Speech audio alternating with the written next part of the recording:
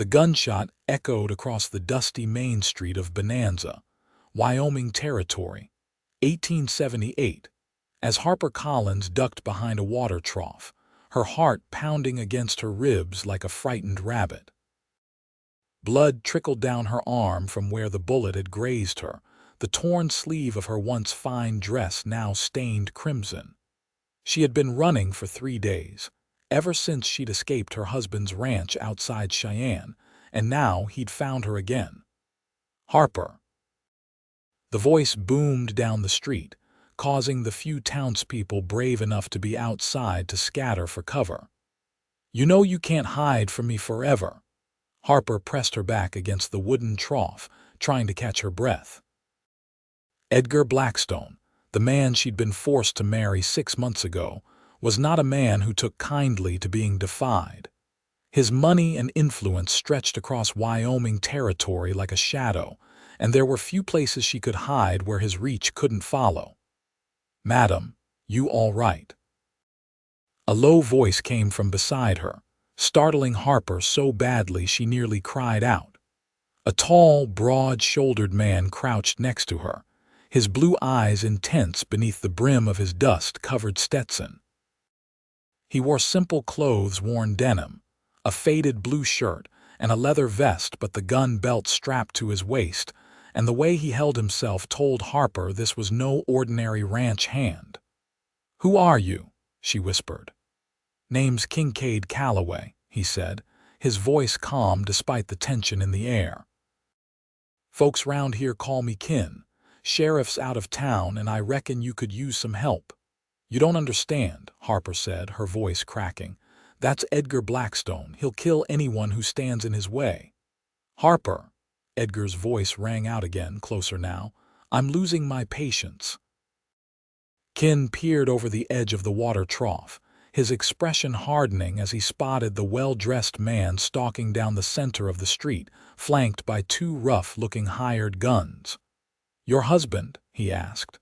"Yes," Harper admitted, "but I fled for good reason. She swallowed hard. "He's not the man people think he is. Most men like that ain't," Kin replied, his eyes never leaving Edgar. "Can you run?" Harper nodded. "My cabin's just outside town. Head north, follow the creek about a mile, doors unlocked." He pulled a key from his pocket and pressed it into her palm. "There's a loose floorboard under the table. Hide there if you need to." "He'll come after me," she whispered, her fingers closing around the key. The cowboy's face set in a determined line, a steely glint entering his blue eyes. "Then he'll find me waiting first." Before Harper could protest, Kin stood up, placing himself squarely between her and danger. "Go," he urged, not looking back at her. "Now, while I have his attention." Heart racing, Harper darted from behind the water trough, keeping low as she fled down an alley between the general store and the saloon. Behind her, she heard Kin's voice ring out clear and steady. "Mr. Blackstone, seems to me you're disturbing the peace in our town today." Harper didn't wait to hear Edgar's response. She ran as if the devil himself was at her heels, which in many ways he was. The Wyoming sun beat down relentlessly as Harper followed the creek north, just as Kin had instructed. Her fashionable boots, never meant for such terrain, rubbed painfully against her heels with each step. The wound on her arm throbbed, but she pressed on, knowing that to stop meant capture or worse. Why had the cowboy helped her? He didn't know her, owed her nothing. Yet he'd placed himself between her and Edgar without hesitation. Such men were rare in Harper's experience, especially after 6 months married to Edgar Blackstone. It had seemed like such a fortunate match at first. After her father's death had left her and her mother destitute, Edgar's proposal had appeared to be salvation. He was wealthy, respected, and had promised to care for not only Harper but her ailing mother as well. The wedding had been the social event of the season in Cheyenne. Then had come the long nights of terror, the bruises hidden beneath high-necked dresses, and the gradual isolation as Edgar cut her off from what few friends she had. Her mother's mysterious death 3 months later, a death Harper was certain Edgar had orchestrated, had been the final blow. She had planned her escape meticulously, waiting until Edgar left for a business trip to Laramie. She'd taken nothing but a small bag of necessities and what little money she could find. She'd made it as far as Bonanza before he'd caught up with her. The creek led her to a small clearing where a modest cabin stood. Built of sturdy logs with a stone chimney, it was simple but well maintained. A small corral to the side housed a magnificent chestnut gelding that lifted its head at her approach. Harper approached cautiously, glancing over her shoulder to ensure she hadn't been followed. Using the key Kin had given her, she unlocked the door and stepped inside. The cabin's interior was as straightforward as its exterior, one large room with a stone fireplace, a table with 2 chairs, a small kitchen area, and a bed in the corner. Everything was neat and orderly, speaking to a man who valued simplicity and functionality. A bookshelf against one wall held a surprising number of volumes, history, philosophy, and even a few novels. Harper found the loose floorboard under the table just as Kin had described. The space beneath wasn't large, but it would hide her if necessary. She sat on one of the chairs, the events of the day catching up with her as exhaustion washed over her body. What was happening back in town?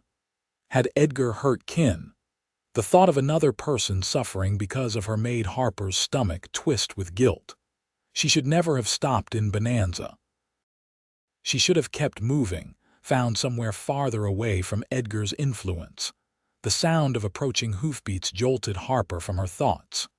Panicked, she dropped to the floor and crawled into the hiding space, pulling the floorboard over her head just as the cabin door opened. "Harper." Kin's voice called out, "It's me. You can come out." Relief washed over her and she pushed up on the floorboard, emerging from her hiding place. Kin stood in the doorway, his figure silhouetted against the late afternoon sun. His shirt was torn at the shoulder and a bruise was forming along his jaw, but he was alive and standing. "What happened?" she asked, rising to her feet. "Is Edgar?" "He's gone for now," Kin said, stepping fully into the cabin and closing the door behind him. "Him and his men. I made it clear that Bonanza doesn't welcome men who shoot at women in the street. You confronted him." Harper couldn't keep the disbelief from her voice. "Let's just say we had words," Kin replied with a slight grimace that suggested those words had been accompanied by actions. "He claims you're his wife and that you've stolen from him." "I took nothing but what was mine," Harper said, her chin lifting defiantly. "And a wife isn't property, despite what Edgar believes." Kin studied her for a moment, his blue eyes taking in her torn dress, the dried blood on her arm, and the proud set of her shoulders despite it all. "Your arm needs tending," he said finally, moving to a cabinet and retrieving a small wooden box. "Sit down.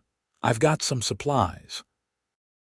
Harper obeyed, watching as he laid out bandages, a bottle of whiskey, and a needle and thread on the table. His hands were large and calloused from work, yet they moved with surprising gentleness as he cleaned her wound. "Thank you," she said softly, "for helping me. You didn't have to." "Maybe not," Kin agreed, focusing on his task, "but I've never been one to look the other way, not when someone needs help." "Edgar is a dangerous man," Harper warned. "He won't stop looking for me." Kin's expression hardened slightly. "I gathered as much from our conversation. He's headed back to Cheyenne to get papers proving you're his wife, and he's threatened to bring the law down on anyone who helps you." Harper's heart sank. "Then I should go. I won't bring trouble to your door." "And where would you go?" Kin asked, tying off the bandage. "Without money, without supplies. How far do you think you'd get before he found you again?" "I don't know," Harper admitted, "but I can't stay here." "You can for tonight," Kin said firmly, Blackstone won't be back until tomorrow at the earliest. That gives us time to figure something out. Us. I gave my word I'd help you, Kin said simply, as if that explained everything. And Kincaid Calloway doesn't go back on his word. Harper studied him, trying to understand this man who would risk so much for a stranger. Why are you doing this, truly? Kin was quiet for a long moment, putting away the medical supplies. When he finally spoke, his voice was soft but resolute. 5 years ago, my sister was married to a man much like your Edgar, a man who used his fists to make his points. She ran just like you.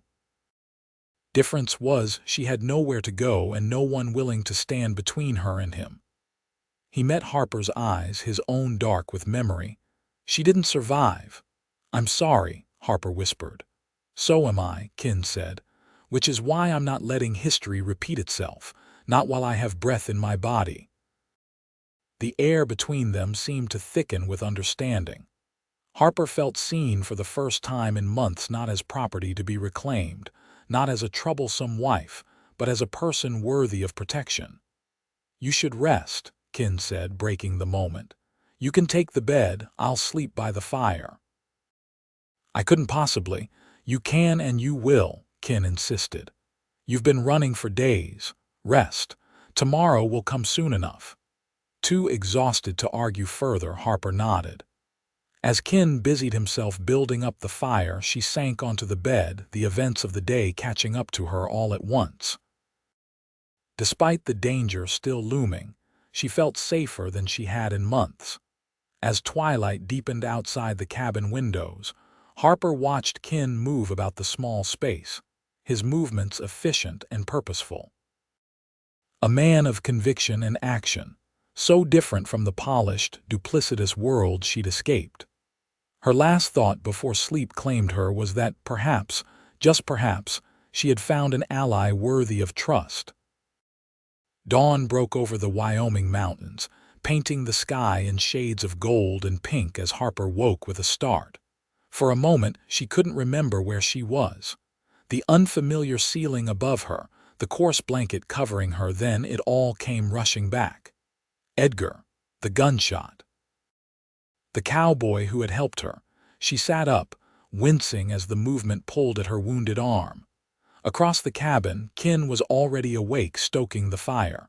The smell of coffee and frying bacon filled the small space. "Morning," he said, noticing her stirring. "Hope you're hungry." Harper couldn't remember the last time she'd eaten. In her rush to escape Edgar, food had been the least of her concerns. Starving, actually. Kin nodded, as if her hunger was the most natural thing in the world, and continued cooking. Harper took the opportunity to study him in the morning light. His dark hair was slightly too long, curling at the nape of his neck. The bruise on his jaw had darkened overnight, a testament to whatever confrontation had occurred with Edgar. "What's the plan?" she asked, swinging her legs over the side of the bed. Kin placed a plate of bacon and biscuits on the table, along with a steaming cup of coffee. "Eat first, then we talk." Harper didn't need to be told twice. She devoured the simple meal, realizing just how famished she'd been. Kin ate more slowly, his gaze occasionally drifting to the window as if expecting trouble. "Blackstone will be back today," he said finally, pushing his empty plate away. "With papers proving you're his wife and probably a lawman in his pocket." Harper's appetite vanished. "Then I need to leave." "Now? And go where?" Kin asked. "He's got men watching the trails out of town. You wouldn't make it 5 miles. "Then what?" Harper demanded, frustration welling up inside her. "I won't go back to him, Kin. I'd rather die." The vehemence in her voice seemed to strike something in him. His blue eyes softened slightly. "I believe you, and I won't let it come to that." "How?" "I've been thinking," Kin said, leaning forward. "The law recognizes a man's right to his wife even if she doesn't want to be with him. Blackstone has money and influence. Fighting him directly is a losing battle." Harper's heart sank. "So there's no hope." "I didn't say that," Kin replied. "What if we give him what he wants?" "What?" Harper couldn't believe what she was hearing. After all his promises, was he planning to hand her over? "Not you," Kin clarified quickly, seeing her expression. "What he thinks he wants. A wife that's his property." Harper shook her head, confused. "I don't understand." Kin took a deep breath. "Marriage is binding, but there are ways to dissolve it. Abandonment is one, death is another." "You want me to fake my death?" Harper asked incredulously. "In a manner of speaking," Kin said. "There's an abandoned mine shaft about 2 miles from here. Last year there was a cave-in. 3 men died. The bodies were never recovered." Understanding dawned on Harper. "You want Edgar to think I died in a similar accident?" Kin nodded. "We leave evidence, pieces of your dress, maybe some blood. Make it look like you fell while trying to hide from him." "And then what?" Harper asked. "I spend the rest of my life hiding in your cabin." "No," Kin said firmly. "Once Blackstone believes you're dead and leaves the territory, you can start fresh. New name, new life, somewhere far from Wyoming." Harper considered the plan. It was risky and depended entirely on Edgar believing she was truly dead. But what choice did she have? "It might work," she admitted. "But what about you? When Edgar discovers I'm gone, you'll be the first person he suspects of helping me."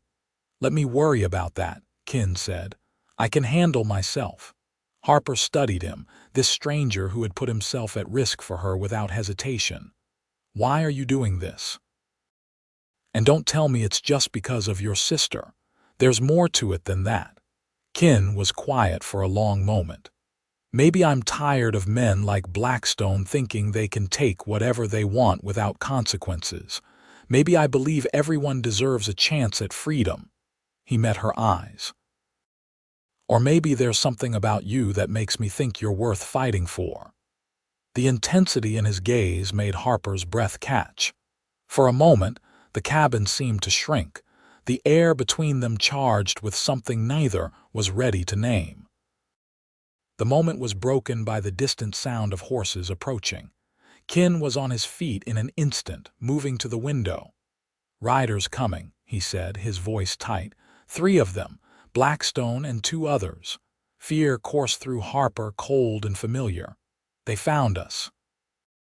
"We need to move now," Kin said, grabbing his gun belt from a hook by the door. "Is there anything in that dress you can't part with?" Harper shook her head. "Good. Tear off a piece, sleeve, hem, doesn't matter. We need it for the mine." As Harper ripped a section from her already damaged sleeve, Kin moved quickly around the cabin, gathering supplies and stuffing them into a small sack.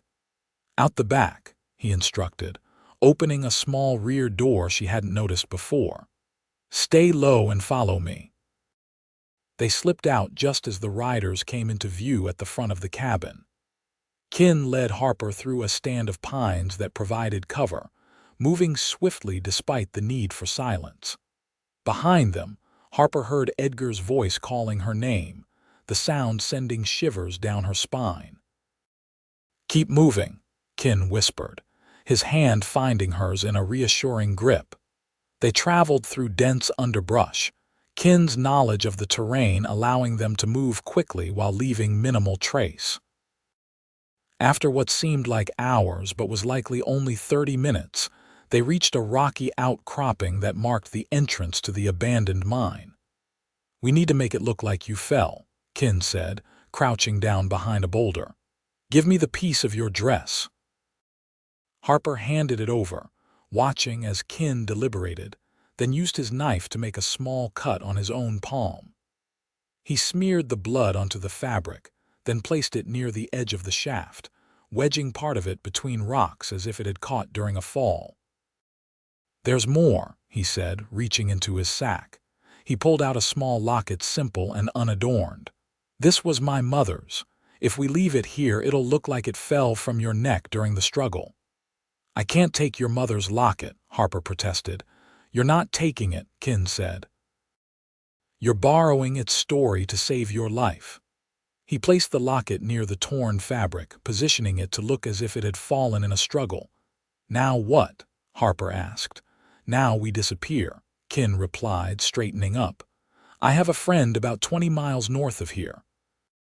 He has a hunting cabin deep in the mountains where no one will think to look for us. We can stay there until Blackstone gives up and leaves. And if he doesn't give up," Kin's expression was grim, "then we'll need a different plan, but one step at a time." As they prepared to move on, the sound of voices reached them. Edgar and his men had tracked them to the mine. Kin pulled Harper behind a large boulder, his body shielding hers as they crouched in hiding. "Harper," Edgar's voice echoed across the rocky terrain, "I know you're out here. This game has gone on long enough." Harper trembled at the sound, memories of his rage washing over her.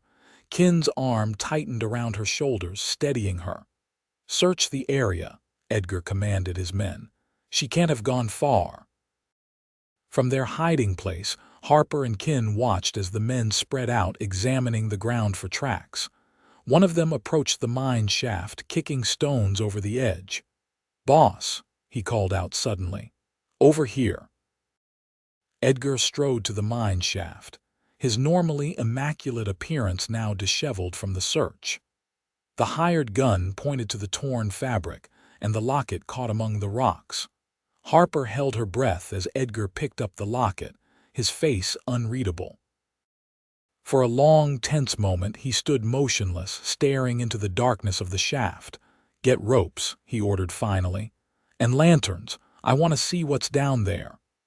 "Boss, that shaft collapsed last year," one of the men protested. "It's not stable." "I don't care," Edgar snapped. "I want proof." "What if she fell?" the other man suggested. "That's a long way down if she hit wrong." Edgar examined the fabric in his hand, then the locket. His expression hardened. "Search the area. If she's not down there, she's nearby." For the next hour, Harper and Kin remained hidden as Edgar's men combed the area. The boulder that concealed them was large enough that the men didn't investigate behind it, assuming it was flush against the hillside. Still, several times they passed close enough that Harper could have reached out and touched them. Finally, as the sun began to set, Edgar called his men back. "We'll return in the morning with more men," he decided. "If she fell down that shaft, we'll find her body. If not, we'll track her down wherever she's hiding." The men mounted their horses and rode off, the sound of hoofbeats gradually fading into the distance. Only when the last echo had died away did Kin signal it was safe to move. "That was too close," Harper whispered, her legs shaky as she stood. "It buys us time, but not much," Kin agreed. "We need to reach Jacob's cabin before they return tomorrow." "Who's Jacob?" "An old friend. Trapper who saved my life once during a blizzard. He's away hunting in Montana this time of year, but he always leaves his cabin stocked for travelers in need." As twilight deepened around them, Kin led Harper through the wilderness, setting a pace that was challenging but manageable. The Wyoming mountains loomed around them, ancient and indifferent to their plight. Stars began to appear overhead, brilliant in the clear mountain air. "How did you end up in Bonanza?" Harper asked as they paused by a stream to drink and rest briefly. Kin cupped his hands in the cold water, drinking deeply before answering. "After the war, I couldn't settle. Drifted for a while, took odd jobs. Ended up working as a ranch hand for the Baxter spread outside of town. When old man Baxter died, his widow sold the ranch. I had enough saved to buy a small parcel and build my cabin." "You fought in the war?" Harper asked, trying to imagine this solitary man as a soldier. 11th Cavalry, Kin said with a nod. "Saw things I wish I hadn't, did things I'm not proud of." "Is that why you live alone?" Harper ventured. "Because of what you saw," Kin's expression remained impassive, but something flickered in his eyes. "Partly. Partly because I found I prefer my own company to most others." He glanced at her. "What about you? How did a woman like you end up married to a man like Blackstone?" Harper sighed, the weight of her choices heavy on her shoulders. My father was a banker in Cheyenne. When he died, we discovered he had been embezzling funds to cover gambling debts. My mother and I were left with nothing but his debts and shame. And Blackstone offered a way out, Kin guessed. He seemed so kind at first, Harper said, the memory bitter on her tongue. Generous, understanding. He paid off my father's debts, provided for my mother's care. I thought I could learn to love him in time. When did it change? The night after our wedding, Harper said quietly. He made it clear what he expected from a wife: obedience, submission. When I objected, he showed me how he dealt with disobedience. Kin's jaw tightened, but he said nothing, allowing her to continue. My mother died 3 months after our wedding. The doctor said it was her heart, but she had never had heart troubles before. I believe Edgar had something to do with it, though I can't prove it. And that's when you decided to run, Kin concluded. Harper nodded. I had nothing left to stay for, and I knew that sooner or later he would kill me too. Kin's hand found hers in the gathering darkness, a brief, reassuring touch. Not while I'm around. The simple declaration, delivered without drama or embellishment, touched Harper more deeply than any flowery promise could have. In the short time she had known him, Kincaid Calloway had proven himself a man of his word. They continued their journey through the night, traveling by starlight. Kin seemed to know the land instinctively, navigating the difficult terrain with confidence. By the time dawn began to paint the eastern sky, Harper was exhausted, her muscles aching from the unaccustomed exertion. Not much further now, Kin encouraged, noticing her flagging steps. The sun was fully up when they finally reached a small clearing where a sturdy log cabin stood nestled against the side of a mountain. A crystal-clear stream ran nearby, and the surrounding forest provided natural concealment. Jacob's place, Kin announced, leading her toward the cabin. Unlike Kin's home, this cabin was rustic in the extreme, clearly built for function rather than comfort. Inside, a single room contained a stone fireplace, a rough-hewn table, and 2 narrow bunks built into the wall. Dried herbs hung from the ceiling, and hunting equipment was organized neatly along one wall. It's not much, Kin admitted, but it's safe. Blackstone and his men won't find us here. Harper sank onto one of the bunks, fatigue overwhelming her. How long will we need to stay? Kin busied himself checking the cabin's supplies. Few days at least. Give Blackstone time to search the mine shaft and convince himself you're truly gone. And then what? Harper asked, the question that had been haunting her since they fled. Kin turned to face her, his expression serious. Then we get you far away from Wyoming Territory. I have a friend in San Francisco who can help you start fresh. San Francisco, Harper repeated, trying to imagine a life in the bustling California city. I've never been further west than Cheyenne. It's another world, Kin said. Big enough to get lost in, far enough that Blackstone's influence won't reach. Harper nodded slowly, the reality of her situation sinking in. She would need to leave everything behind, not that there was much left to leave. New name, new identity, new life. What about you? She asked suddenly. After I'm gone, something flickered across Kin's face too quickly to identify. I'll go back to my cabin, continue as before. Even though Edgar will suspect you helped me, Kin shrugged. Without proof, he can't do much. Besides, men like Blackstone move on to new targets once they've lost interest in the old ones. Harper wasn't convinced, but exhaustion was rapidly overtaking her. I need to rest, she admitted. Sleep, Kin agreed. I'll keep watch.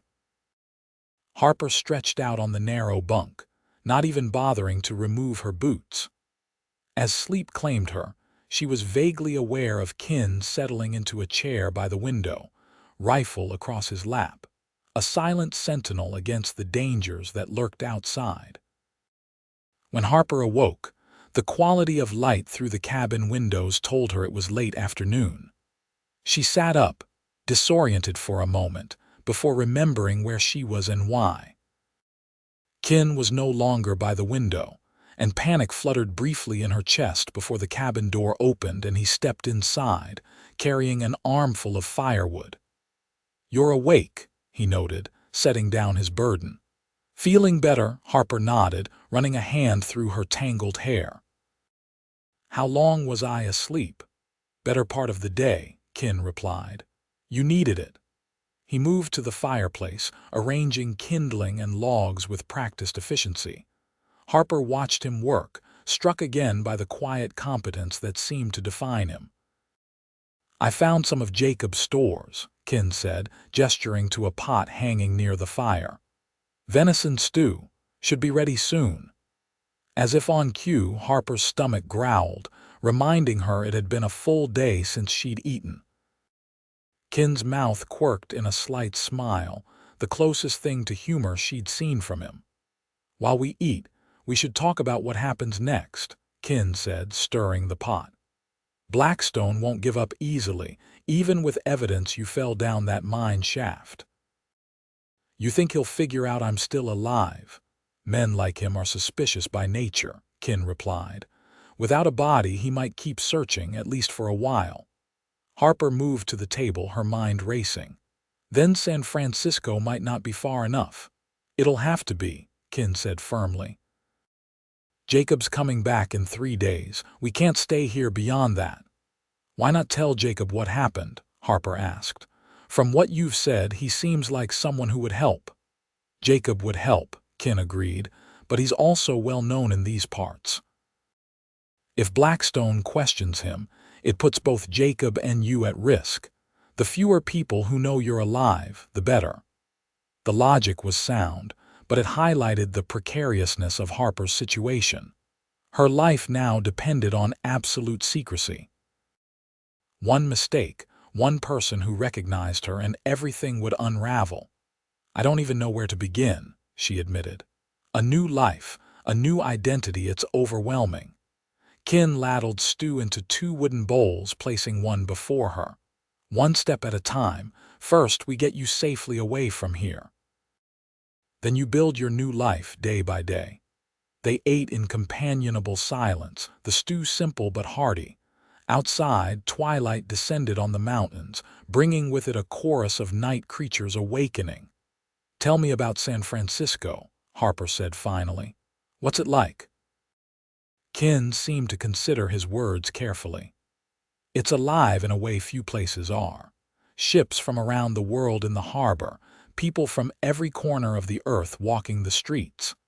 After the gold rush, it became a place where anyone could reinvent themselves. Where the past matters less than what you make of the future." "Sounds like paradise," Harper murmured. "It has its problems, like anywhere," Kin acknowledged. "But for someone looking to disappear, there's no better place.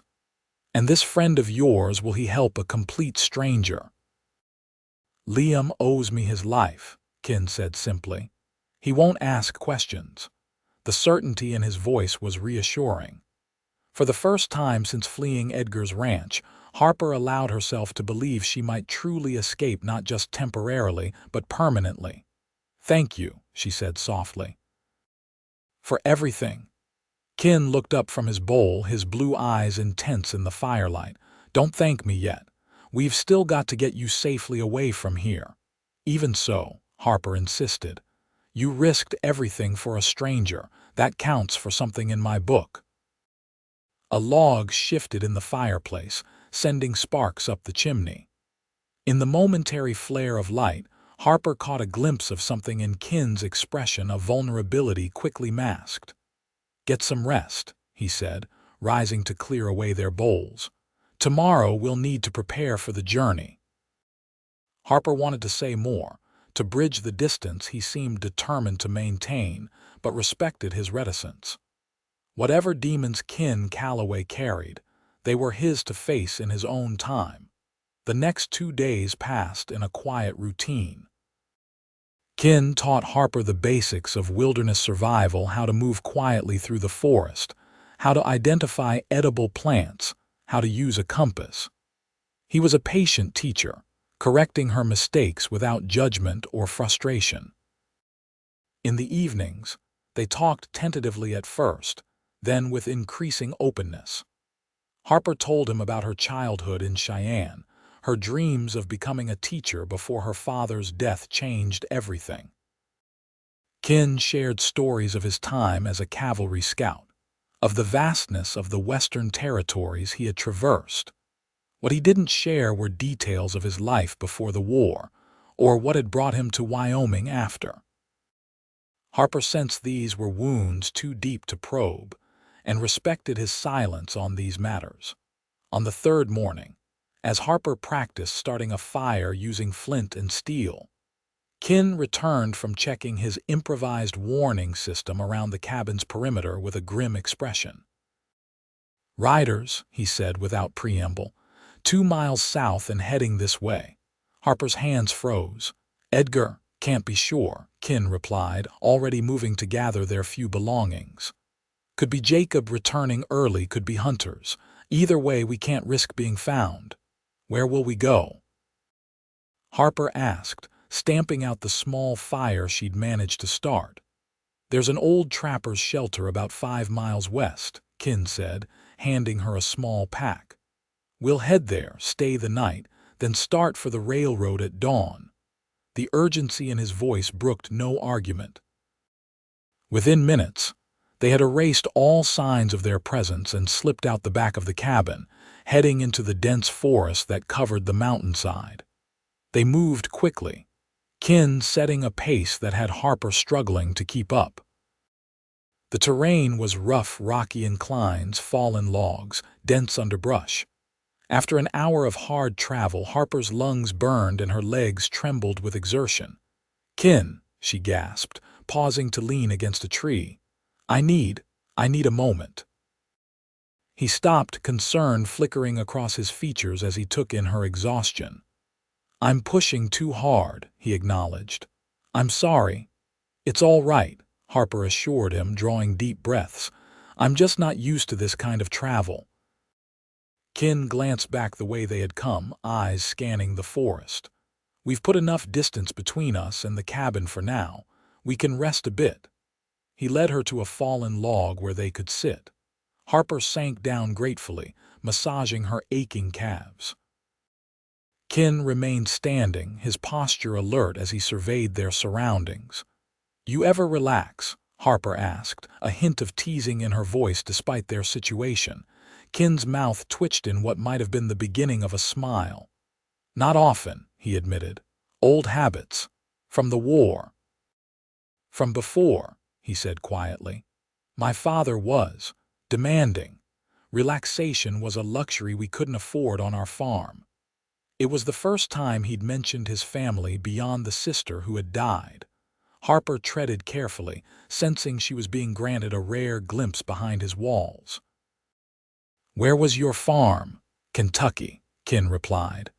"Bluegrass country, beautiful land, but hard to wrest a living from it, especially with a father more interested in the bottle than the fields." The bitterness in his voice told Harper all she needed to know about his childhood.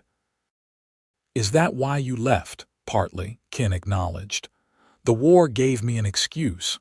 By the time it ended, there was nothing to go back for.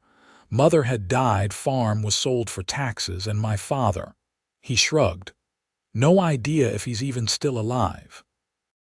Harper understood then why he had helped her so readily. He recognized in her the same desperate need to escape that had driven him from his own home years ago. "What about you?" Kin asked, clearly wanting to shift the focus from his past. "If you could be anywhere, do anything, what would you choose?" Harper considered the question seriously. For so long her focus had been on survival, on escape. The luxury of dreams had seemed impossible. "I'd teach," she said finally. "Open a small school, perhaps. I've always loved books, loved learning. Sharing that with others, there's a kind of magic in it." Kin nodded, his expression thoughtful. San Francisco has schools. Growing city like that always needs teachers. The simple observation, delivered matter-of-factly, sent a surge of hope through Harper.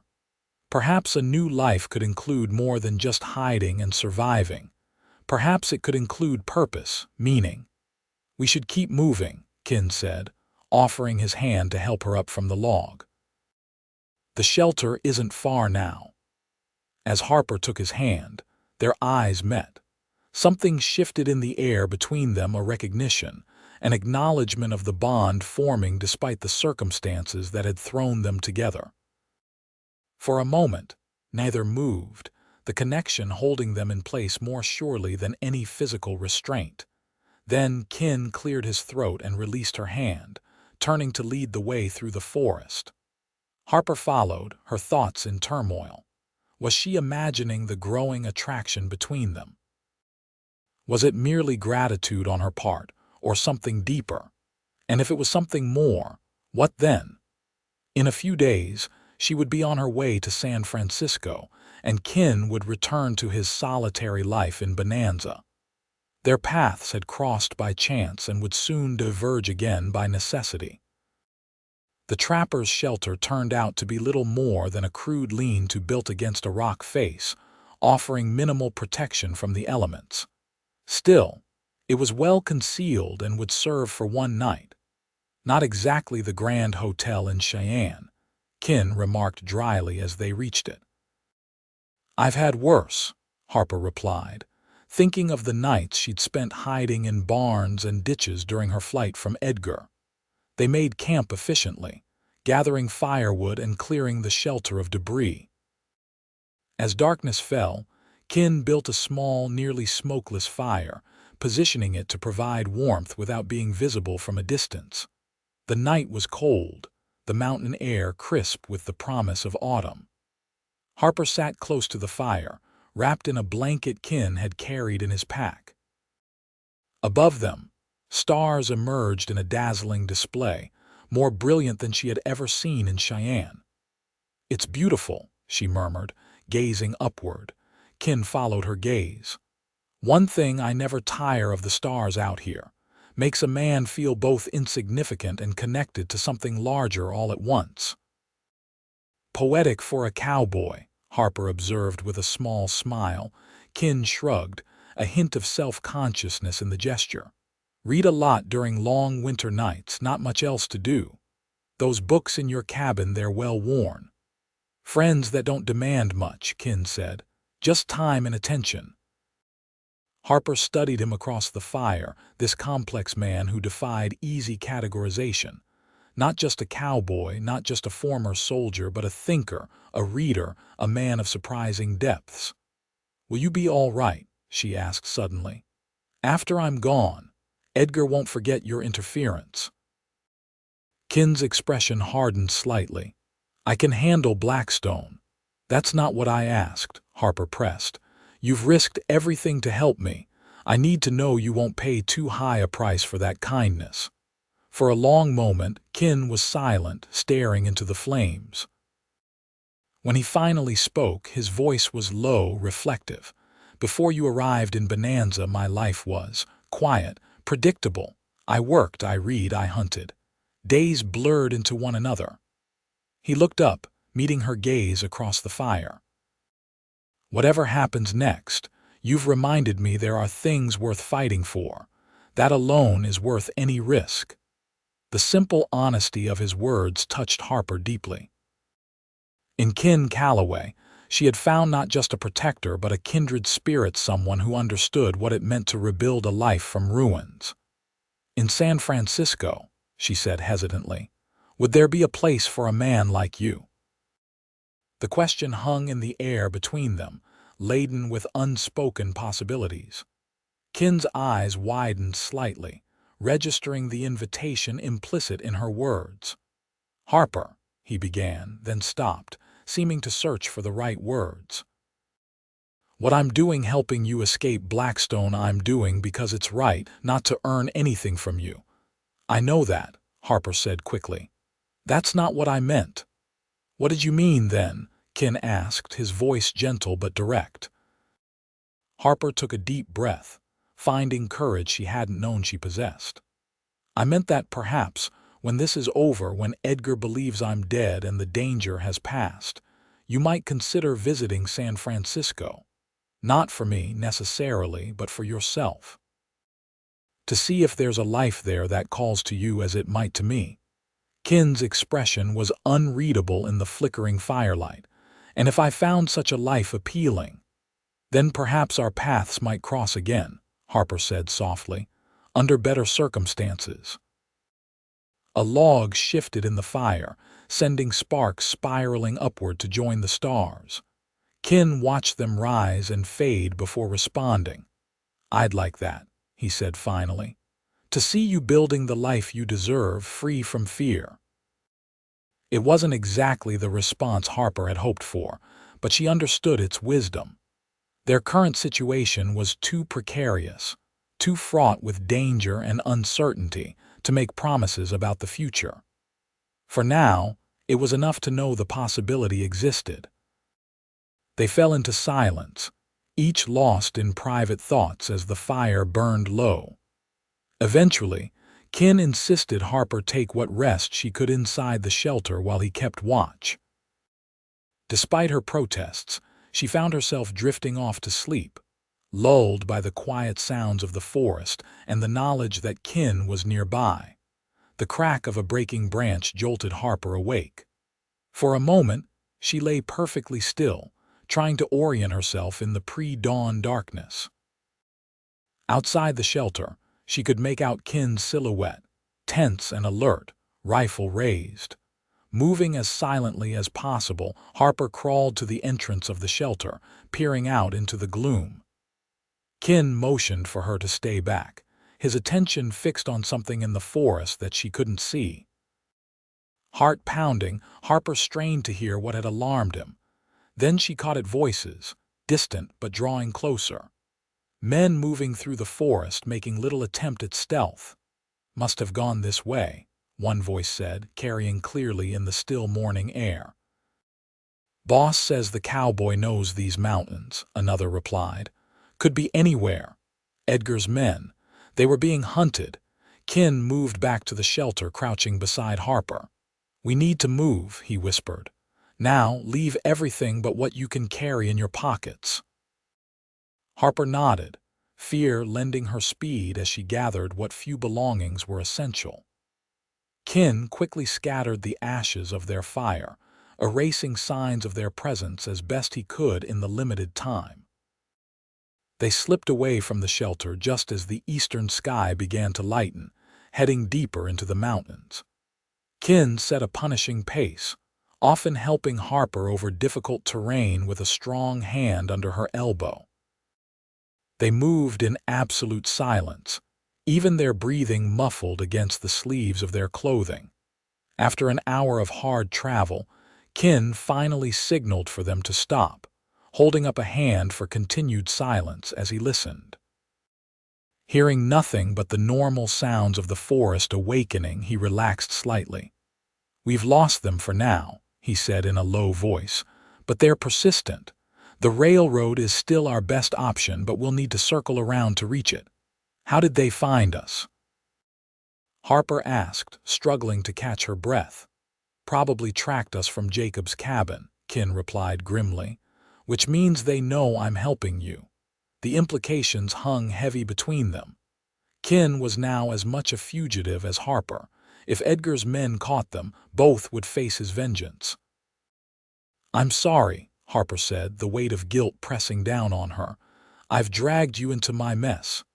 "You didn't drag me anywhere," Kin corrected firmly. "I made my choice when I helped you in Bonanza. No regrets." Despite the seriousness of their situation, Harper felt a surge of affection for this steadfast man. "What's our plan now?" Kin pulled a small map from his pocket, studying it briefly. "There's a trading post about 10 miles northeast of here. Man who runs it, Curtis Reynolds, is no friend of wealthy men like Blackstone. He might help us. And if he won't, then we keep moving," Kin said simply. "One way or another, we're getting you to that railroad." They traveled throughout the day, moving steadily northeast through increasingly rugged terrain. Kin's knowledge of the land proved invaluable as he led them along game trails and hidden passages that might have escaped a less experienced woodsman. By late afternoon, exhaustion was taking its toll on Harper. Her feet were blistered, her muscles ached, and hunger gnawed at her stomach. They had eaten nothing since the previous evening, having left their supplies behind in their hasty departure from the shelter. "Just a little further," Kin encouraged, noticing her flagging steps. "Reynolds' post is in the next valley." Harper nodded, summoning her remaining strength. She would not be the reason they were caught, would not let Kin down after all he had risked for her. The trading post appeared just as twilight began to settle over the mountains, a sturdy log structure with smoke curling from its chimney. Several horses were tethered outside, a worrying sign that they might not be the only visitors. Kin signaled for Harper to wait in the cover of the trees while he scouted ahead. She watched as he moved silently toward the building, staying low and using the gathering darkness for concealment. After several tense minutes, he returned, his expression grim. "Blackstone's men," he confirmed. "Two of them inside talking to Reynolds." Harper's heart sank. "What do we do?" Kin considered their options, his gaze distant. "We wait," he decided finally. "They'll likely move on soon. If not, we'll have to find another way around." They settled into a concealed position with a clear view of the trading post, huddling together for warmth as the mountain night turned cold. Inside the building, lamps were lit, casting a warm glow through the windows. "What if they decide to stay the night?" Harper whispered, shivering despite Kin's arm around her shoulders. "Then we'll have to risk approaching Reynolds after they are asleep," Kin replied. "He's a light sleeper and knows a special knock I can use." As they waited, the door to the trading post opened and two rough-looking men emerged. They mounted their horses and, to Harper's immense relief, rode off in the opposite direction from where she and Kin were hidden. "Now's our chance," Kin said, helping Harper to her feet. They approached the trading post cautiously. Kin knocked on the door in a distinct pattern, 3 quick raps, a pause, then 2 more. After a moment, the door opened a crack and a rifle barrel appeared in the opening. "Who's there?" a gruff voice demanded. "Curtis, it's Kincaid Calloway," Kin replied calmly. "We need help." The door opened wider, revealing a weather-beaten man with a thick gray beard. His sharp eyes took in Kin's disheveled appearance and Harper's exhausted state. "Those men were looking for you," he said without preamble, "offering good money for information. And what did you tell them?" Kin asked, tension evident in his stance. Curtis snorted. "Told him I hadn't seen hide nor hair of you in months. Now get inside before someone spots you." Once inside, the warmth of the trading post enveloped Harper like a blanket. The large room was filled with goods of all descriptions: tools, food, clothing, ammunition, everything a trapper or prospector might need in the wilderness. "You look half-starved," Curtis observed, gesturing for them to sit at a small table near the fireplace. "Got stew on the stove." While Curtis ladled generous portions into bowls, Kin briefly explained their situation: Harper's escape from Blackstone, the plan to fake her death, and their need to reach the railroad undetected. "Blackstone," Curtis spat the name like a curse. "Man's got half the territory in his pocket. Other half's too scared to stand against him. Which is why we need your help," Kin said. "We need supplies, maybe horses if you can spare them." Curtis studied them both, his gaze lingering on Harper. "Lady, are you sure about this? Once you disappear, there's no coming back. Everyone you knew will think you're dead." "There's no one left to mourn me," Harper replied steadily, "and I'd rather be thought dead than live another day under Edgar Blackstone's roof." The old trader nodded slowly. "Fair enough." He turned to Kin. Railroad's still your best bet, but Blackstone's men are watching the station at Silver Creek. You'll need to catch the train further east, maybe at Cottonwood Junction. That's another 30 miles, Kin noted, concern evident in his voice. Got a better idea, Curtis said, moving to a map spread on a counter. Supply train comes through Eagle Pass tomorrow night. Not a regular passenger train, but they won't ask questions if you've got money to pay your way. Eagle Pass, Kin repeated, examining the map. That's doable. 15 miles east of here. I can provide horses, Curtis offered. Old Morgan mare's gentle enough for the lady, and there's a bay gelding that could use the exercise. We can't ask you to risk, Kin began. Curtis waved away his protest. Blackstone threatened my nephew last spring when the boy witnessed one of his men beating an Indian. I owe that man nothing but trouble. Relief washed over Harper. For the first time in days, she allowed herself to believe they might actually succeed. Now eat, Curtis commanded, pushing the bowls of stew toward them.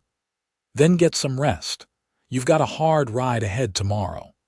As they ate, Curtis continued to provide information: the best route to Eagle Pass, which of Blackstone's men were in the area, what to expect at the railroad.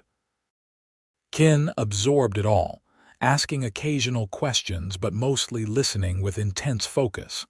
After the meal, Curtis showed them to a small back room with 2 narrow cots. It ain't much, he apologized, but it's warm and safer than the forest. It's perfect, Harper assured him, nearly overwhelmed by the simple comfort of a real bed after days of rough travel.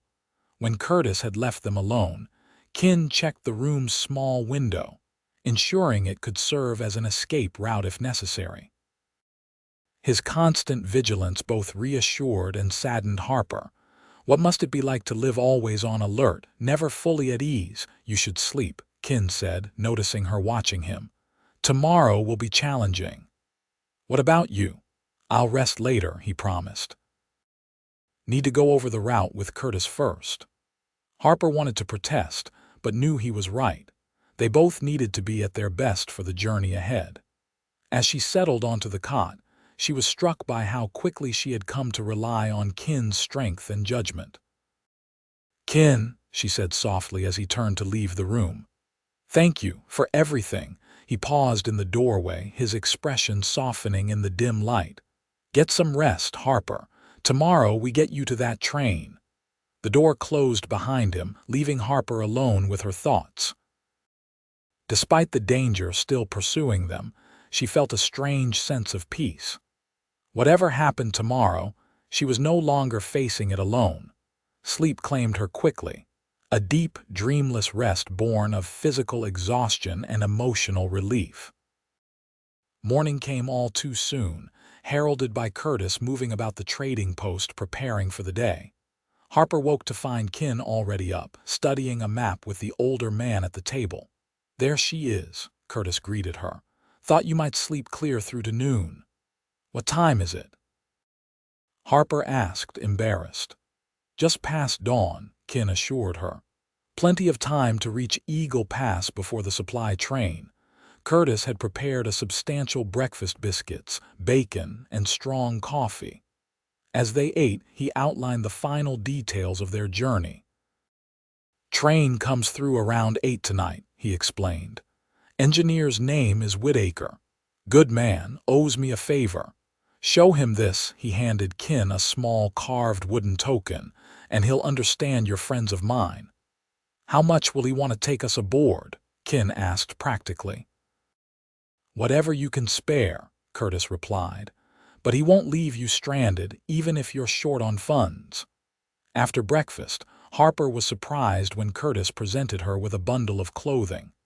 My niece left these last time she visited, he explained gruffly. Might fit you better than what you're wearing, especially for riding.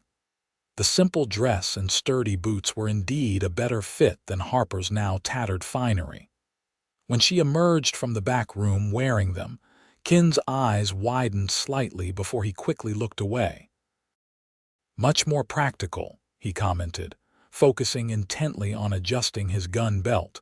Curtis chuckled, a knowing glint in his eye as he glanced between them. Horses are ready whenever you are. Pack some supplies too: food, canteen, blankets. We can't thank you enough, Harper said, touched by the old trader's generosity. Just don't get caught, Curtis replied bluntly. And if you make it to San Francisco, send word so I know you got there safe. By mid-morning, they were ready to depart. The horses Curtis had provided were exactly as he described the Morgan mare: gentle but strong, the bay gelding spirited but responsive to Kin's expert handling. Keep to the ridgelines where you can, Curtis advised as they mounted. Better visibility, less chance of riding into an ambush. And remember, Whitaker won't wait long at Eagle Pass. It's not a scheduled stop. With final thanks and farewell, Harper and Kin rode eastward, leaving the trading post behind. The day was clear and cool, perfect for traveling.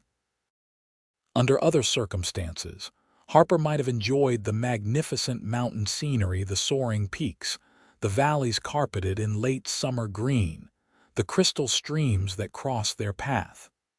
You ride well, Kin observed after they had been traveling for several hours. Harper smiled, pleased by the unexpected compliment. My father insisted I learn, said a banker's daughter should be accomplished in all the proper skills. Lucky for us he did, Kin replied. We've got ground to cover today. They rode steadily throughout the day, stopping only briefly to rest the horses and eat from the provisions Curtis had provided. Kin remained vigilant, constantly scanning their surroundings for signs of pursuit. Twice they changed direction to avoid distant riders whose identities couldn't be confirmed. As the sun began its descent toward the western mountains, the terrain gradually changed, becoming less rugged as they approached Eagle Pass. The narrow canyon that gave the pass its name came into view just as twilight began to gather. Perfect timing, Kin said, checking his pocket watch. Train's due in about 2 hours. They dismounted in a small grove of aspens near the tracks, concealing the horses as best they could. Kin unsaddled them, removing their bridles as well. What are you doing? Harper asked. Don't we need them to reach the train? We'll walk from here, Kin explained. Less conspicuous, and the horses deserve their freedom after getting us this far. They'll find their way back to Curtis. Kin nodded. Horses have a good sense of direction. They'll likely head back to where they know there's food and shelter. As darkness fell completely, they moved closer to the tracks, finding a position that offered both concealment and a clear view of the pass. The night was quiet, the only sounds the rustle of wind through pine needles and the occasional cry of a night bird. What happens in San Francisco? Harper asked suddenly, the question that had been haunting her demanding voice. After I'm safely away, what then? Kin was silent for so long that Harper wondered if he'd heard her. When he finally spoke, his voice was low and reflective. I haven't thought that far ahead, he admitted. Getting you safely away has been my only concern. But after, Harper pressed. Will you go back to Bonanza as if nothing happened? Kin sighed, removing his hat and running a hand through his dark hair. I don't know, Harper. Blackstone isn't a man who forgets easily. Going back might not be an option. The implications of his words struck Harper with the force of a physical blow. Not only had Kin risked his life for her, but he'd also potentially sacrificed his home, his livelihood, everything familiar. I never meant for you to lose everything, she whispered, guilt washing over her. You didn't ask me to help you, Kin reminded her gently. I made that choice freely. But why? Harper asked, the question that had puzzled her from the beginning. Why risk so much for a stranger? Kin was quiet again, his profile sharp against the starlit sky. When he turned to face her, something in his expression made Harper's breath catch. Maybe you weren't a stranger, he said softly. Maybe, from the moment I saw you behind that water trough, something in me recognized something in you. The simple honesty of his words touched Harper deeply. Before she could respond, a distant whistle cut through the night, the train approaching Eagle Pass. "It's time," Kin said, rising to his feet and offering Harper his hand. They moved down to the tracks, positioning themselves where the engineer would see them as the train slowed through the pass. As the locomotive's headlamp appeared in the distance, illuminating the rails with harsh white light, Harper felt a surge of mingled fear and anticipation. In a few minutes, she would be aboard that train, heading toward a new life far from Wyoming Territory and Edgar Blackstone. And Kin. What of him? The train slowed as it approached, steam billowing around its massive iron form. Kin raised his arm, holding Curtis's wooden token where it would catch the light. The brakes squealed as the engineer spotted them, bringing the train to a gradual stop. A head appeared from the locomotive's cab, peering down at them suspiciously. "What's your business?" a gruff voice called down. "Friends of Curtis Reynolds," Kin replied, holding up the token. "He said Whitaker might have room for 2 passengers." The engineer studied them for a moment, then nodded. "Climb aboard. Can't wait long." Kin helped Harper up into the locomotive's cab, then followed. The interior was hot and cramped, dominated by the massive firebox that the engineer's assistant, a young man covered in coal dust, was stoking steadily. "Whitaker," the engineer introduced himself with a nod. "Where you headed?" "As far west as you're going," Kin replied. "Ultimately San Francisco, but any major station will do." Whitaker grunted, pulling levers to set the train in motion again. "We go as far as Green River. You can catch a proper passenger train from there." "That's perfect," Harper said gratefully. "What do we owe you?" The engineer waved away the question. "Curtis saved my neck once in a blizzard. Owe him more than a ride for a couple of friends." He eyed them curiously. "Though you two look like you've had some trouble." "Rather not discuss it," Kin said firmly but politely. Whitaker nodded, understanding. "None of my business anyway. There's an empty supply car 3 back from the tender. Not comfortable but private. Safer for you than riding up here where anyone at a station might spot you." Kin thanked him, and once the train was at full speed, Whitaker signaled for his assistant to show them to the supply car. The young man led them along the narrow walkway that ran alongside the tender, then helped them climb down into the car. As promised, it was little more than a box on wheels, half filled with crates and barrels. But it was dry, relatively clean, and most importantly, hidden from prying eyes at the stations they would pass through. "Thank you," Harper told the assistant as he prepared to leave them. "Yes," he replied shyly. "Mr. Whitaker says we won't stop again till Cottonwood Junction, about 4 hours from now. Try to get some rest." When they were alone, Harper sank onto a crate, the reality of their escape finally beginning to sink in. They had made it.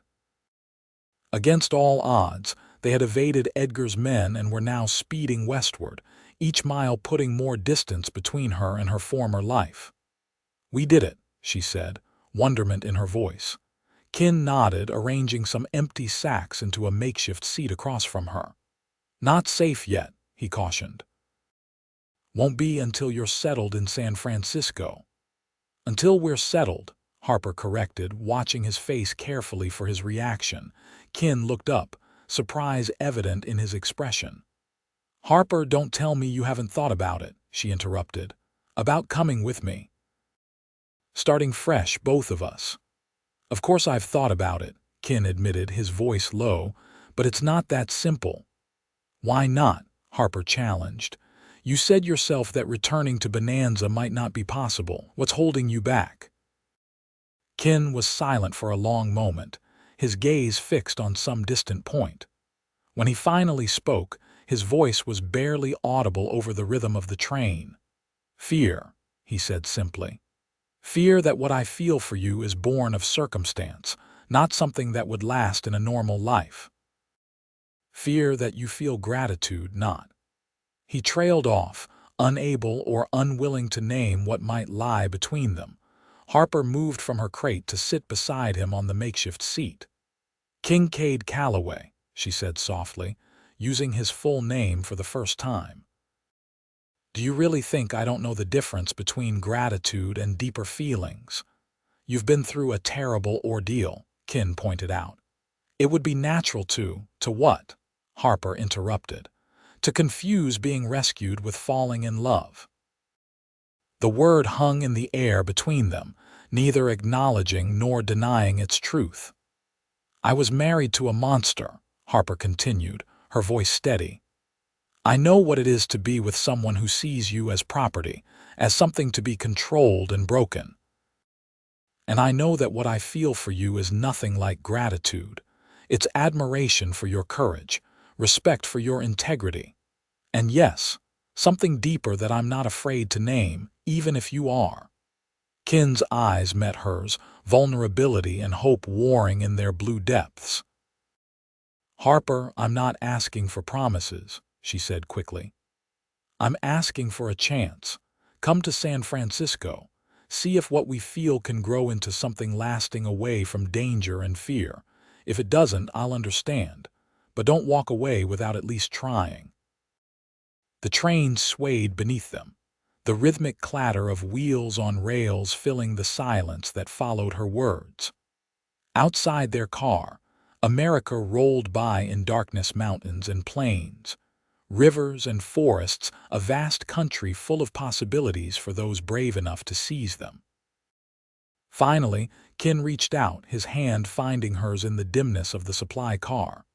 "San Francisco," he said quietly. "A fresh start for both of us." Harper's heart swelled with joy and relief. She leaned forward, her free hand coming up to rest against his cheek.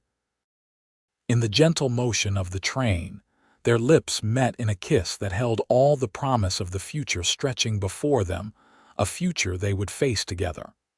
The journey to Green River passed in a blur of stolen moments and quiet conversations. At each stop, they remained hidden in the supply car, listening to the muffled sounds of stations passing by outside. Whitaker brought them food and water when he could do so unobserved, and news of what lay ahead. "No sign of pursuit that I can see," he reported during one such visit. "But best to stay cautious.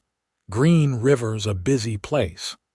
When they finally reached their destination late the next day, Whitaker helped them disembark discreetly, leading them to a small boarding house run by his sister. "Martha won't ask questions," he assured them. "Stay here until the eastbound passenger train comes through tomorrow. It'll take you all the way to Sacramento. From there, it's a short journey to San Francisco." With Whitaker's help, they secured tickets under assumed names Mr. and Mrs. James Wallace and spent a tense night in Green River, constantly watching for any sign of Edgar's men. But the town remained peaceful, and the next morning they boarded the passenger train without incident. The journey to Sacramento took 3 days, during which Harper and Kin gradually allowed themselves to relax. They shared a small private compartment, their closeness no longer dictated solely by necessity, but by choice and growing affection. "What will you do in San Francisco?" Harper asked as they watched the Nevada desert roll past their window. Kin considered the question seriously. "Find work, I suppose. I've done a bit of everything over the years: ranch hand, scout, even tried my hand at mining once." "But what would you like to do?" Harper pressed. "If you could choose anything." Kin was silent for a long moment. "There was a time I thought of being a lawman," he admitted finally. "Not a sheriff or marshal, but something quieter. A detective, maybe. I like puzzles, figuring things out." "San Francisco must need men like that," Harper suggested. A growing city full of mysteries to solve. Kin smiled, the expression transforming his usually serious face. And what about you? Still set on teaching, if I can, Harper replied. Though I might need to start smaller. A governess, perhaps, or a tutor. You'll be a fine teacher, Kin said with certainty. Any child would be lucky to learn from you. From Sacramento, they took a steamboat down the river to San Francisco Bay. As the great city came into view, rising from the mist like something from a dream, Harper felt a sense of wonder and possibility. San Francisco in 1878 was a city in transition, no longer the raw boomtown of the gold rush years, but not yet the sophisticated metropolis it would become. It sprawled across its hills in a jumble of architectural styles, from elegant mansions to humble wooden structures. Ships from around the world crowded its harbor, and people of every race and nationality walked its streets. It's overwhelming, Harper murmured as they disembarked. We'll find our place in it, Kin assured her, his hand steady at her elbow. Their first stop was the address Kin had for his friend Liam O'Rourke, a modest house in a neighborhood populated largely by Irish immigrants. Liam proved to be a boisterous, red-headed man who greeted Kin with a bear hug and welcomed Harper with immediate warmth. "Any friend of Kin's is family to me," he declared, ushering them inside. "Especially one as pretty as yourself." Liam's wife, Mary, was equally welcoming, immediately offering tea and freshly baked bread while exclaiming over their travel-worn appearance. "You'll stay with us, of course," she insisted, "until you find your feet in the city." That night, after a hearty meal and much conversation, Liam drew Kin aside while Mary showed Harper to their room. "You running from something?" he asked bluntly. "Or someone?" Kin hesitated, then decided on honesty. "Harper's husband, wealthy man with long reach. As far as he knows, she died in an accident." Liam whistled softly. "Serious business, friend, but you're safe here. Irish take care of their own, and anyone Kincaid Calloway vouches for is good enough for me." The next weeks passed in a flurry of activity, as Harper and Kin established new lives in San Francisco. With Liam's help, Kin found work with a private investigation firm run by a former Pinkerton agent. His experience as a scout and his natural observational skills made him a valuable addition to the small agency. Harper, meanwhile, secured a position as a governess for the children of a shipping merchant, teaching them reading, writing, and mathematics. The work was satisfying, the children eager to learn, and their parents appreciative of her educated background. They found a small apartment of their own in a respectable neighborhood not far from Liam and Mary. It was modest, 2 rooms with a shared kitchen and bathroom down the hall, but it was theirs, a place to build a life together. Their relationship deepened and matured away from the pressure of immediate danger. They discovered each other's habits and preferences, learned to navigate disagreements, celebrated small victories together. Kin proved to be a thoughtful, considerate partner, his initial reserve giving way to a quiet devotion that touched Harper deeply. 6 months after their arrival in San Francisco, on a clear spring evening with the bay gleaming in the distance, Kin took Harper to dinner at a small restaurant overlooking the water. As they finished their meal, he reached across the table and took her hand. "Harper," he said, his voice uncharacteristically hesitant, "these past months have been the happiest of my life." Harper smiled, squeezing his hand. "Mine too. I've been thinking," Kin continued, "about the future, our future." From his pocket, he produced a small velvet box. Opening it, he revealed a simple gold band set with a modest diamond. "I'm not a wealthy man," he said softly. "Can't offer you grand houses or fine clothes, but I can offer you my heart, my loyalty, and my promise to stand beside you through whatever life brings." He met her eyes. "Harper Collins, will you marry me?" Tears welled in Harper's eyes, not tears of sorrow or fear as she had so often shed in her first marriage, but tears of pure joy. "Yes," she whispered. "1,000 times yes." 2 weeks later, they were married in a simple ceremony at the small church Liam, and Mary attended. Harper wore a dress of pale blue silk, her first real indulgence since arriving in San Francisco, and carried white roses. Kin, in a new suit that Mary had insisted upon, looked both nervous and profoundly happy as he waited for her at the altar.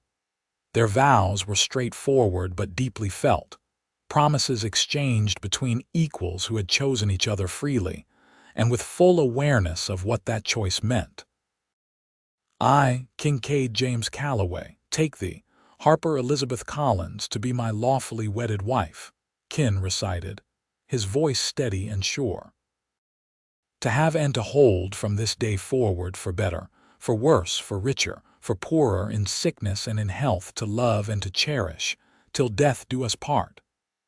When Harper repeated the same vows, her voice trembled slightly with emotion, but her gaze never left Kin's. This was what marriage should be. She thought, a partnership founded on mutual respect and genuine affection, not ownership or control. As they signed the marriage register afterward, Harper realized that for the first time in her life, she felt truly free. The shadow of Edgar Blackstone, which had loomed over her for so long, had finally receded. Here in San Francisco, she was no longer a possession or a victim, but simply Harper, teacher, wife, woman of strength and determination. The years that followed brought both joys and challenges. Kin's reputation as a skilled investigator grew, eventually allowing him to open his own small agency specializing in finding missing persons. Harper continued teaching, eventually realizing her dream of opening a small school for girls from modest backgrounds who might otherwise lack educational opportunities. They bought a modest house on a quiet street, with a garden where Harper grew roses and a study where Kin kept his growing collection of books. Their neighbors knew them as a hard-working, respectable couple, the private detective and the schoolteacher who hosted occasional dinner parties and always had time to help when help was needed. No one in San Francisco ever connected them with the mysterious disappearance of Harper Blackstone from Wyoming Territory, or with the cowboy who had vanished around the same time. Edgar Blackstone had eventually declared his wife legally dead, remarried, and, according to occasional news that reached them through careful channels, continued his empire building in the territories. "You ever regret it?" Kin asked Harper one evening, 5 years after their arrival in San Francisco. They sat on the porch of their home, watching the sunset paint the sky in shades of gold and crimson, leaving everything behind. Harper considered the question, her hand resting on the gentle swell of her belly where their first child grew. At 30, she was finally experiencing the joy of impending motherhood, a joy made all the sweeter for being shared with a man she truly loved. "Not for a moment," she answered truthfully. "What I left behind was fear and pain. What I found was freedom and happiness." Kin's hand covered hers, his wedding band gleaming in the fading light. "I thank God every day that I was in Bonanza when you needed help," he said softly. "That I was the one waiting when Blackstone came after you." Harper leaned against his shoulder, content in the life they had built together. "It was meant to be," she said simply. "Two lost souls finding each other, finding home." As darkness settled over San Francisco, lights appeared in windows across the city, each one representing a story, a life being lived. Among them, the light from the Calloway home shone with particular warmth, illuminating not just a house but a sanctuary created through courage, determination, and love that had proven stronger than fear. Years later, when their children asked how they had met, Harper and Kin exchanged glances, sharing a private smile before telling a carefully edited version of the truth. They spoke of a chance meeting in a small Wyoming town, of danger overcome, and a journey westward to build a new life. What they didn't mention was the desperate fear of those days, the real possibility that they might not have escaped, the man whose cruelty had driven Harper to flee. Instead, they focused on the moment that had changed everything, that instant of recognition when Kin had found Harper behind the water trough, the words that had defined their journey together. "He'll come after me," Harper had said. "Then he'll find me waiting first," Kin had replied. And in that promise, made by a stranger to a woman in need, had been the foundation of a life neither could have imagined, a life built on trust, respect, and a love that had begun in danger but flourished in peace.